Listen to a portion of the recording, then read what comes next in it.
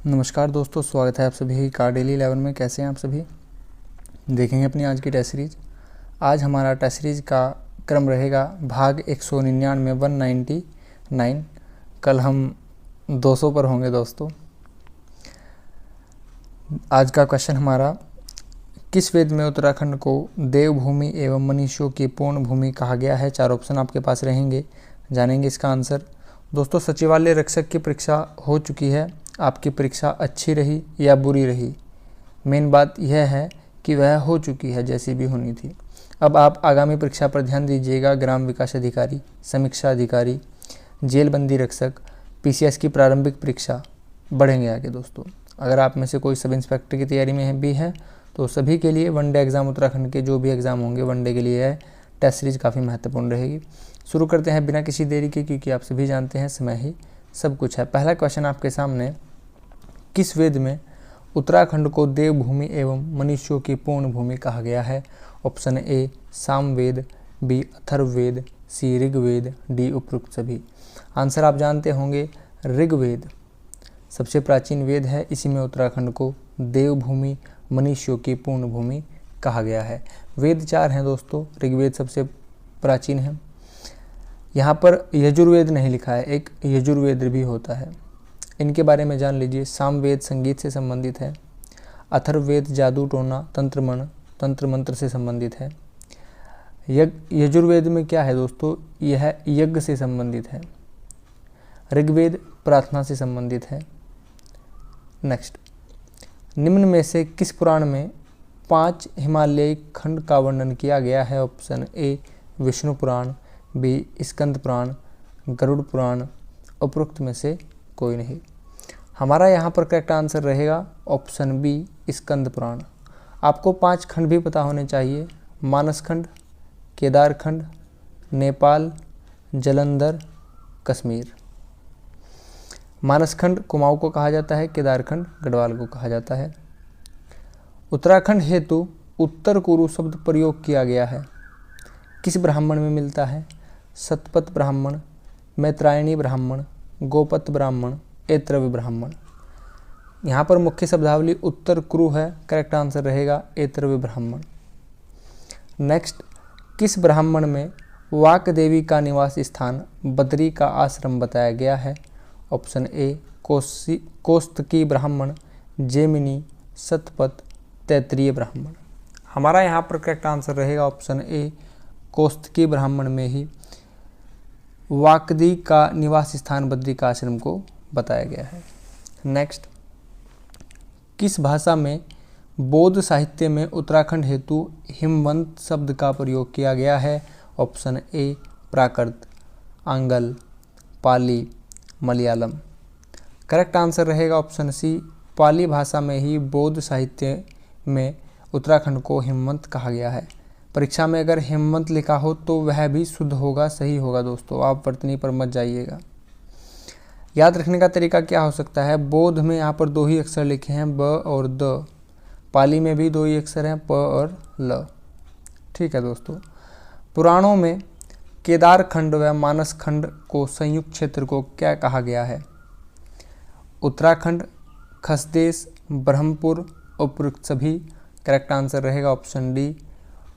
पुराणों में केदार खंड और मानस खंड को संयुक्त रूप को उत्तराखंड भी कहा गया है, खसदेश भी कहा गया है, ब्रह्मपुर भी कहा गया है। पुराणों की संख्या कितनी होती है दोस्तों, 18 होती है। संस्कारों की संख्या 16 होती है। उपनिषद 108 होते हैं। सबसे प्राचीन पुराण कौन सा है, मत्स्य पुराण। ठीक है। केदार खंड मैंने आपसे बता दिया है, गढ़वाल, और मानस खंड कुमाऊं को कहा जाता है। नेक्स्ट क्वेश्चन लिखा है, निम्न में से केदार खंड कश्मीर, जलंधर, मानसखंड व नेपाल हैं, किस में है। ऋग्वेद में वर्णित हैं। स्कंद पुराण में वर्णित 5 हिमालयी खंड हैं। ए और बी दोनों, इनमें से कोई नहीं। करेक्ट आंसर पर हम चर्चा कर चुके हैं। स्कंद पुराण में ही इन 5 हिमालय खंड का जिक्र किया गया है। याद रखिएगा, केदार खंड, कश्मीर, जलंधर, मानसखंड और यहाँ पर क्या नहीं, और नेपाल, 5 हो गए। ठीक है दोस्तों। नेक्स्ट, माया क्षेत्र से हिमालय तक के विस्तृत क्षेत्र को क्या कहा जाता है। Option A Jalandhar, Kashmir, Kedarkhand Nepal. माया क्षेत्र से हिमालय तक को कहा जाता है केदारखंड यानी कि गढ़वाल। निम्न में से किसकी सीमाओं का विभाजन बधान क्षेत्र एवं नंदा देवी पर्वत करता है? किसकी सीमाओं का करता है दोस्तों? केदारखंड व मानसखंड, मानसखंड व जलंधर, नेपाल व जलंधर, उपयुक्त सभी। हमारा यहाँ पर करेक्ट आंसर रहेगा ऑप्शन ए, केदारखंड व मानसखंड। कुमाऊं और गढ़वाल के बीच में ही यह सीमा रेखा निर्धारित करता है। नेक्स्ट, निम्न दिए गए कथनों में से कौन एक सुमेलित नहीं है? जो इस टाइप के क्वेश्चन होते हैं जिनके ऑप्शन भी एक एक लाइन के हों, वह क्वेश्चन थोड़े से टफ हो जाते हैं। देखेंगे, यह अपर पीसीएस, समीक्षा अधिकारी, लोअर पीसीएस के एग्ज़ाम में आ सकते हैं। इस टाइप के क्वेश्चन आते भी हैं। आपको यहाँ पर गलत बताना है। 1515 के आसपास गढ़वाल क्षेत्र का नाम अस्तित्व में आया। सही है दोस्तों, अजयपाल से संबंधित है, 37वें राजा। बद्री का आश्रम तपोभूमि केदारखंड गढ़वाल क्षेत्र का प्राचीन नाम है, यह भी सही है। कुबेर की राजधानी अलकापुरी पिथौरागढ़ में नहीं है, यह कहाँ पर है? चमोली। ऑप्शन सी यहाँ पर असुमेलित हो जाता है। भारत में श्री क्षेत्र या सुबाहु श्रीनगर को कहा गया है, सही है दोस्तों। श्रीनगर अलकनंदा नदी के तट पर स्थित है। अब बात आई है चमोली। चमोली के बारे में जान लीजिए। उत्तराखंड का सबसे बड़ा जनपद है, आप मैप में यहाँ पर देख पा रहे हैं चमोली। चमोली की सीमा पूर्व में पिथौरागढ़, बागेश्वर, दक्षिण में अल्मोड़ा, पौड़ी, पश्चिम की बात करें उत्तरकाशी और यहाँ पर रुद्रप्रयाग से स्पर्श होती है। अंतर्राष्ट्रीय सीमा चाइना से स्पर्श होती है। स्थापना 24 फरवरी 1960 को पौड़ी से निकाल कर की गई। मुख्यालय गोपेश्वर में है। क्षेत्रफल 8030 सबसे ज़्यादा है। गढ़वाल मंडल विधानसभा से 3 सीटें हैं। चमोली से कुछ तथ्य इंपॉर्टेंट हो सकते हैं करंट अफेयर की दृष्टि से, जैसा कि हमारी टेस्ट सीरीज में ही लिखा है कि यह टेस्ट सीरीज करंट अफेयर के साथ साथ चलेगी। भारतीय सेना में देश की पहली महिला अधिकारी कर्नल गीता राणा नेगी बनी है, चमोली से हैं। अच्छा क्वेश्चन रहेगा। राज्य स्तरीय हैंडबॉल प्रतियोगिता यहीं पर आयोजित हुई। कीवी पौधरोपण कार्यक्रम यहीं पर चला। पहला भारतीय गांव घोषित किया गया है माणा को। अन्य जानकारी, उत्तराखंड बोली भाषा संस्थान गोचर में स्थित है। गोचर में मेला कब से लगता है दोस्तों? 1943 से। रम्माण अमूर्त विरासत यूनेस्को में 2009 में सम्मिलित हुआ। फूलों की घाटी विरासत स्थल यूनेस्को में 2005 में सम्मिलित हुआ। फूलों की घाटी की स्थापना 1982 में की गई। फूलों की घाटी का क्षेत्रफल 87.5। क्षेत्रफल की दृष्टि से सबसे बड़ा जिला है 8030। ग्रीष्मकालीन राजधानी गैरसैंण यहीं पर है। सबसे लंबी धार्मिक यात्रा राज्यात यात्रा यहीं पर होती है। सर्वाधिक झीलों वाला जिला है। एक क्वेश्चन और आ जाता है दोस्तों गैरसैंण से कि वह स्थान कौन सा है जो उत्तराखंड के ज्यामितीय बिंदु केंद्र पर है, यानी कि बीचों बीच स्थित है, तो गैरसैंण। नेक्स्ट, यहाँ पर प्रमुख स्थल कौन से हैं? कर्णप्रयाग, नंदप्रयाग, विष्णुप्रयाग, बद्रीनाथ, जोशीमठ, नंदा देवी, दोनगिरी। मंदिर की बात करें, बद्रीनाथ मंदिर यहाँ पर है। आदि बद्री, भविष्य बद्री, वृद्ध बद्री, योग ध्यान बद्री, रुद्रनाथ, कल्पेश्वर, गोपेश्वर, अनुसुईया। त्रियुगी नारायण मंदिर। नेक्स्ट क्वेश्चन हिंदी से। पहला क्वेश्चन आपके सामने, बादल राग कविता कितने खंडों में प्रकाशित है? ऑप्शन ए 6, 5, 4, कोई नहीं। करेक्ट आंसर रहेगा ऑप्शन ए, यह 6 खंडों में प्रकाशित है। नेक्स्ट, जिस स्वर के उच्चारण में मुख्य विवर पूरा खुलता हो वह क्या कहलाता है?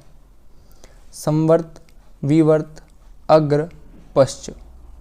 दोस्तों यहाँ पर करेक्ट आंसर रहेगा ऑप्शन बी, विवर्त स्वर कहा जाता है जिनके उच्चारण में मुख्य विवर पूरा खुलता है। इसके बारे में जान लेते हैं। मुख खुलने के आधार पर स्वरों का वर्गीकरण 4 प्रकार से किया जाता है। अगर बात करें विवर्त, विवर्त का अर्थ होता है ओपन। मुख्य द्वार पूरा खुला रहता है। इसका आ का उच्चारण यहीं से किया जाता है। आप आ को बोलकर देख लीजिए दोस्तों, पूरा मुख खुलता है। इसका अगर अपोजिट की बात करें तो संवर्त क्लोज, उच्चारण के समय मुख पूरा बंद रहता है, आप उच्चारण करके देखिए, छोटा ई बड़ा ई, छोटा ऊ बड़ा ऊ, मुख पूरा बंद रहेगा। अर्धविवर्त यानी कि आधा खुला रहेगा, उच्चारण रहेगा अ ए ओ अ। अर्धसंवर्त आधा बंद रहेगा, उच्चारण काल में मुख आधा बंद रहता है, छोटा ए और ओ के उच्चारण में। ठीक है दोस्तों, आगे बढ़ेंगे। निम्नलिखित में से सामिस का विपरीतार्थक शब्द बताना है। तो सामिस का ऑप्शन ए ही लग रहा है कि आमिष हो। नहीं दोस्तों, आमिष नहीं होगा। फिर लगता है कि नामिस हो सकता है, यह भी नहीं होगा। हमारा यहाँ पर करेक्ट आंसर रहेगा सामिस का विपरीत होता है निरामिष। ऑप्शन डी करेक्ट आंसर रहेगा। इस टाइप के क्वेश्चन बहुत ही कन्फ्यूजिंग होते हैं, इनको आप रट लीजिएगा दोस्तों। हमेशा ऑप्शन ए करेक्ट नहीं होगा इस टाइप के क्वेश्चनों में ज़्यादातर। ठीक है। आदिकाल को सिद्ध सामंत काल किस विद्वान लेखक ने कहा? Ram Kumar Verma, Rahul Sankrityayan, Mahavir Prasad Dwivedi, George Grierson. Correct answer रहेगा ऑप्शन बी, राहुल सांकृत्यायन ने ही सिद्ध सामंत काल, आदिकाल को सिद्ध सामंत काल कहा है। नेक्स्ट, किस शब्द में तत्पुरुष समास नहीं है?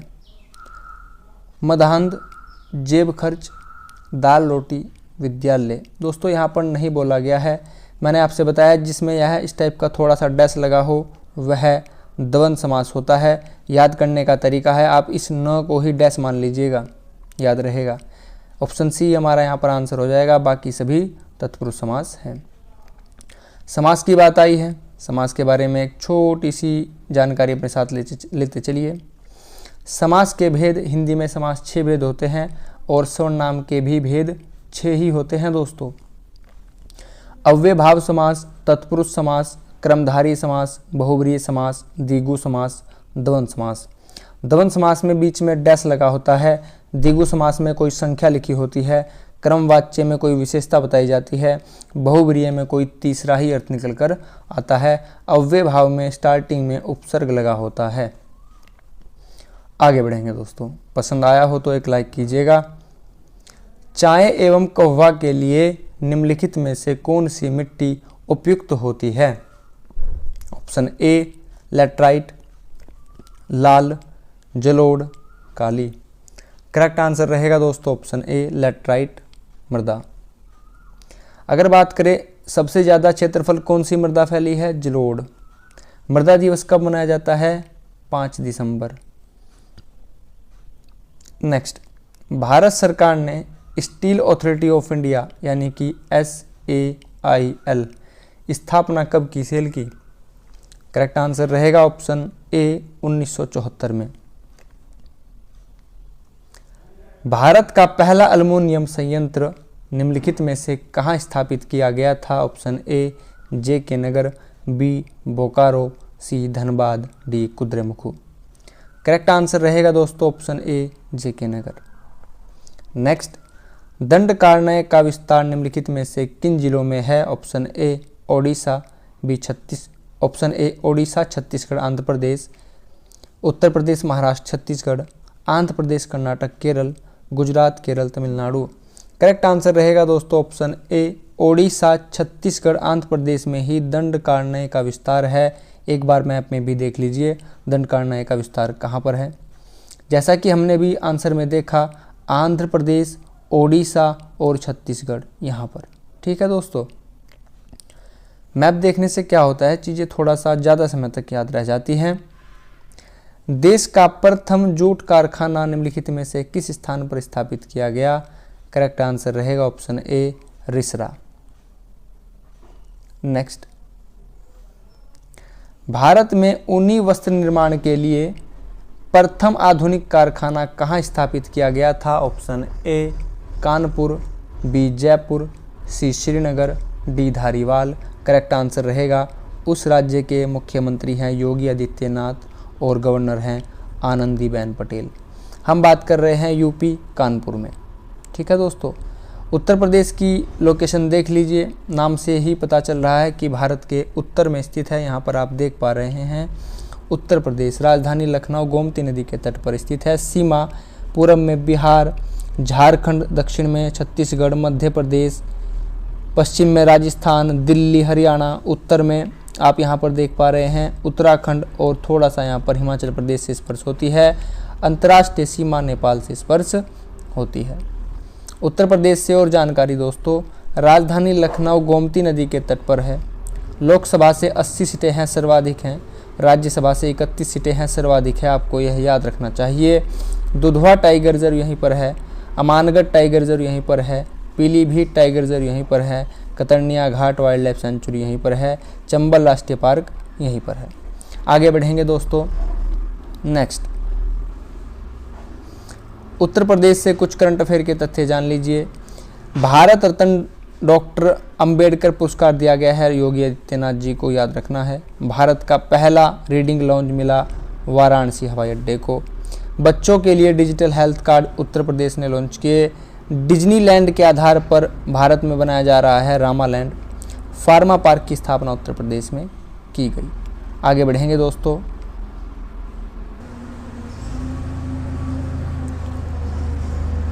ऑल इंडिया ट्रेड यूनियन की स्थापना निम्नलिखित में से किस वर्ष की गई थी? Option A 1936, 20, 32, 48।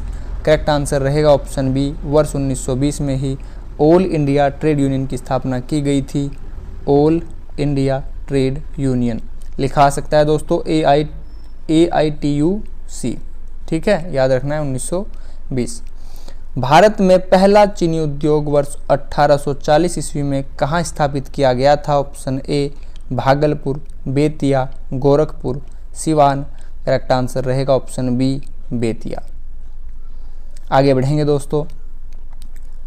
रीजनिंग से क्वेश्चन है, आप यहाँ पर 2 मिनट का समय ले सकते हैं और बताइए x के स्थान पर यहाँ पर क्या आएगा दोस्तों।